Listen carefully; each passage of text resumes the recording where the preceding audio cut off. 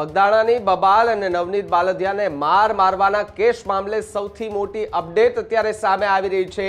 આગામી 6 તારીખે મહત્વપૂર્ણ સુનાવણી કોર્ટની અંદર હાથ ધરવામાં આવશે। જયરાજ આહિર સહિત 4 અન્ય આરોપીઓના જામીન અરજી પર કોર્ટની અંદર સુનાવણી હાથ ધરવામાં આવશે। મહુવા સેશન્સ કોર્ટમાં કેસની જામીન અરજી પર સુનાવણી થવા જઈ રહી છે। નવનીત બાલદિયા પર હુમલા મામલે એસઆઈટી હજુ પણ તપાસ જે છે તે ચાલુ રાખી હોવાની પણ વાત સામે આવી રહી છે। એસઆઈટી દ્વારા માયાભાઈ આહિરના પુત્ર જયરાજ આહિરની ધરપકડ કરવામાં આવી હતી। જયરાજને 25 જાન્યુઆરી મહુવા કોર્ટમાં રજૂ કરવામાં આવ્યો।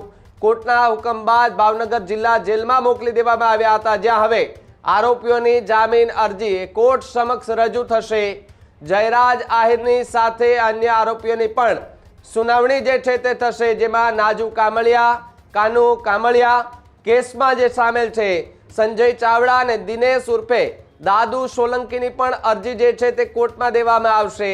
કોર્ટના નિર્ણય પર સૌ કોઈની નજર અત્યારે જોવા મળી રહી છે અને સાથે જ કેસને લઈને રાજકીય અને સામાજિક ચર્ચા તેજ થતી જોવા મળી રહી છે। આગામી સુનાવણીમાં મહત્વનો ચુકાદો એ આવી શકે તેવી પૂરેપૂરી સંભાવનાઓ જે છે તે અત્યારે જોવા મળી રહી છે।